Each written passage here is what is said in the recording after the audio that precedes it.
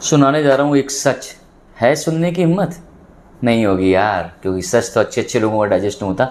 एक चीज़ बताओ, ये माँ बाप तुम लोगों को बोझ क्यों लगने लगते हैं? क्या माँ बाप सच में जब बूढ़े हो जाते हैं तो घर के लिए बोझ बन जाते हैं, या सिर्फ ये तुम्हारी मेंटेलिटी है? क्योंकि आखिर ऐसा क्या बदल जाता है कि वही माँ बाप जो तुम्हारे लिए सब कुछ करने के लिए तैयार थे, जिन्होंने तुम्हें पाल पोस के बड़ा किया, आज तुम्हें बोझ लगने लगते हैं। चलो सुनाता हूँ तुम्हें एक छोटी सी कहानी। एक अंकल जी थे, महेश जी। उन्होंने पूरी ज़िंदगी मेहनत करी, और उनका इकलौता एक बेटा था, रोहित। माँ बाप ने अपनी सारी ज़रूरतों को साइड में रखते हुए रोहित के पीछे बहुत मेहनत करी, खूब पढ़ाया लिखाया, सो दैट उसको एक अच्छी लाइफ मिल सके, एक अच्छा करियर मिल सके। अपनी हर ज़रूरत को साइड में रख के सिर्फ बेटे की ज़रूरत को पूरा करने में लगे हुए थे। धीरे धीरे जब बच्चे बड़े होने लगते हैं तो माँ बाप को उम्मीद होती है कि चलो जी उसकी जॉब लग जाए, वो सेटल हो जाए, सो दैट हमारा बुढ़ापे पर का सहारा बने। भैया बढ़िया जॉब लग गई भाई साहब की। महेश जी को बड़ी तसल्ली हुई कि चलो यार अब बेटा हमारा सहारा बनेगा। लेकिन धीरे से आके बेटे को प्रॉब्लम क्या होना शुरू हो जाती है। कुछ दिनों बाद भैया शादी भी कर दी गई, फिर बच्चे हो गए छोटे छोटे नन्नू मुन्नू। एक दिन रोहित भाई साहब आते हैं और अपने बाप के कान में कहते हैं कि पापा मुझे लगता है यहाँ स्पेस की बहुत कमी है, हम लोग भी तो दिन भर बिजी रहते हैं, है ना, तो मुझे लगता है कि आपको किसी ऐसी जगह पर रहना चाहिए कि जहाँ पर आपका टाइम पास हो सके। अच्छा, और किस्मत इतनी ख़राब थी महेश जी की कि कुछ सालों पहले उनकी पत्नी का भी स्वर्गवास हो गया था। बंदा वैसे ही अकेला पड़ जाता है। फिर उसे लगता है चलो बच्चे इसके सहारा बनेंगे, बहू आ गई, नाते पोती हो गए, तो लेकिन रोहित के अंदर तो कीड़ा काट रहा था ना, क्योंकि ये इतना बड़ा घर भी उसके लिए उसे छोटा लग रहा था। सिर्फ किसके लिए छोटा लग रहा था कि हमारे पिताजी को कहाँ हम सेट करेंगे, पिताजी की देख रेख कौन करेगा, भैया हम तो दिन भर बहुत बिजी रहते हैं। जब आप लोग छोटे होते हो ना, छोटी सी चोट भी लग जाए ना, आँख से आंसू भी निकल आए ना, तो माँ बाप कहते हैं कि बेटा टेंशन ना ले, मैं हूँ तो, तू क्यों घबरा रहा है। लेकिन जैसे ही हम बड़े हो जाते हैं और जिस टाइम हमारे माँ बाप को सबसे ज़्यादा हमारी ज़रूरत होती है, उस टाइम हम उन्हें अकेला छोड़ के भाग जाते हैं। कभी स्पेस के बहाने कि भैया स्पेस नहीं है, कभी कन्वीनियंस के चक्कर में। जानबूझकर कुछ लोग सोलो फैमिली में कन्वर्ट हो जाते हैं, कुछ तो होते बेचारे मजबूरी में रह रहे हैं, कुछ लोग जानबूझ कर नहीं, हम अपनी माँ बाप के साथ नहीं रहते, वो बड़ा रोक टोक करते हैं। अरे भैया तो रोक टोक कुछ गलत के लिए थोड़ी करते हो, और कर भी दिए, मानो ना मानो तुम्हारे ऊपर डिपेंड करता है ना। जो बात अच्छी लगे उसको मान लो, जो बात अच्छी ना लगे उसको मत मानो। लेकिन कई लोगों को देखा जाता है कि भाई साहब अपने माँ बाप को छोड़ के भाग जाते हैं, उन्हें वृद्धाश्रम में भेज दे जाते हैं कि अरे हम लोग तो आपको टाइम नहीं दे पाएंगे, तो एक काम करो।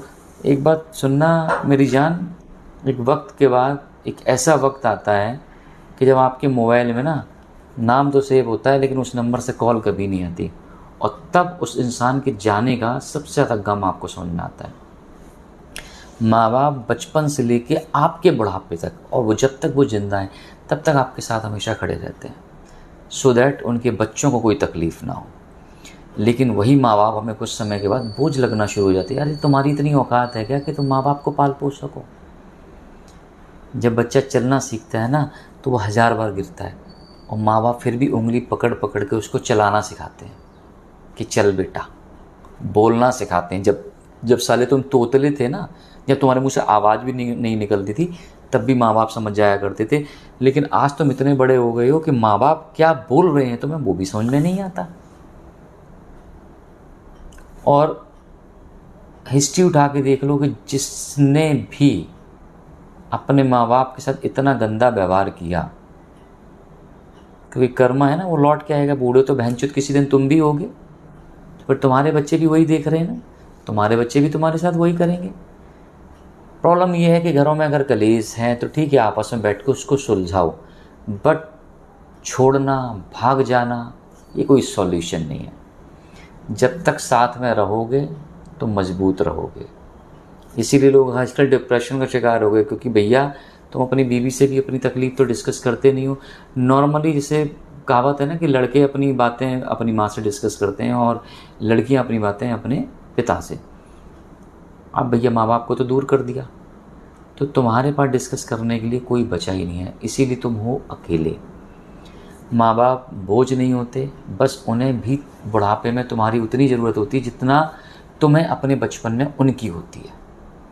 लेकिन वो तो तुम्हारा कंटिन्यूसली साथ देते हैं और तुम उनको छोड़ के भाग जाते हो, ये सोच के कि चलो हम अकेले रहेंगे, अब इनकी कौन सेवा करे, कौन इनका देख रेख करेगा।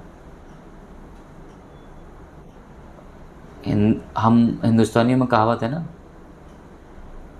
कि सेवा करोगे तो मेवा मिलेगी। मेवा का मतलब ये नहीं कि डायरेक्ट तुम्हारे हाथ में ड्राई फ्रूट आ जाएंगे। इट मीन्स ये कि जब सेवा का भाव अंदर आता है ना, तो जो तुम्हारे कुकर्म होते हैं ना, वो भी कट जाते हैं कहीं ना कहीं। तो भाई मेरे, दोस्तों मेरे, माँ बाप कभी बोझ नहीं होते। तुम लोगों की अय्याशियों के चक्कर में बेचारों को वृद्धाश्रम रहना पड़ता है। तुम्हारा घर 400 गज का होते हुए भी तुम्हारे घर में सिर्फ जगह अपने माँ बाप के लिए कम पड़ती है, तो थू है तुम्हारे ऊपर। कहावत है और हकीकत है, ये कहावत नहीं हकीकत है, कि जो लोग अनपढ़ होते हैं वो अपने माँ बाप का ध्यान रख लेते हैं, लेकिन साले तुम लोग जब ज़्यादा पढ़े लिख लेते हो, सबसे पहले अपने माँ बाप को ही हटाने की कोशिश करते हो। और एक चीज़ भूल जाते हो कि जड़ तुम्हारी वही है, और जब नींव कमज़ोर होती है तो बंगला गिर जाता है। तो नींव को मजबूत बनाए रखो। पढ़ाया लिखाया उन्होंने और तुम्हें इस काबिल बनाया कि तुम ज़िंदगी के मज़े ले सको, लेकिन इसलिए नहीं कि तुम्हारी ज़िंदगी के मज़े लेने के चक्कर में तुम अपने माँ बाप के लिए सज़ा मुकर्रर कर दो। इतने कमीने कैसे हो सकते हैं यार। लोग कहते हैं ना कि पूत का पूत हो सकता है और माता को माता नहीं हो सकती।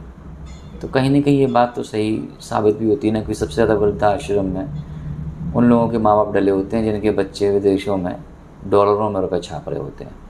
तो शर्म करो। माँ बाप ना ज़िंदगी में एक ही बार मिलते हैं, उनका भी कुछ सब्स्टिट्यूट नहीं होता, और एक बार वो गए तो गए। उनकी जगह कोई नहीं ले सकता। उनकी छोड़ो, किसी की जगह कोई नहीं ले सकता। कल को बहन जो तुम टपक गए, तुम्हारी जगह कोई ले पाएगा क्या? कोई नहीं ले पाएगा। तुम्हारी बीवी टपक गई, कोई उसकी जगह ले पाएगा? कोई नहीं ले जाएगा। रिप्लेसमेंट में दूसरा प्रोडक्ट आएगा, पता नहीं कैसा निकले। सो मेरी जान, माँ बाप को बोझ समझने से पहले अपने अंदर झांक के देख लो कि तुम्हारी औकात उन्हीं की वजह से है। बात अच्छी लगी हो तो मेरे वीडियो को लाइक शेयर करना ना भूलें, और चैनल को सब्सक्राइब ज़रूर कीजिएगा। जय हिंद।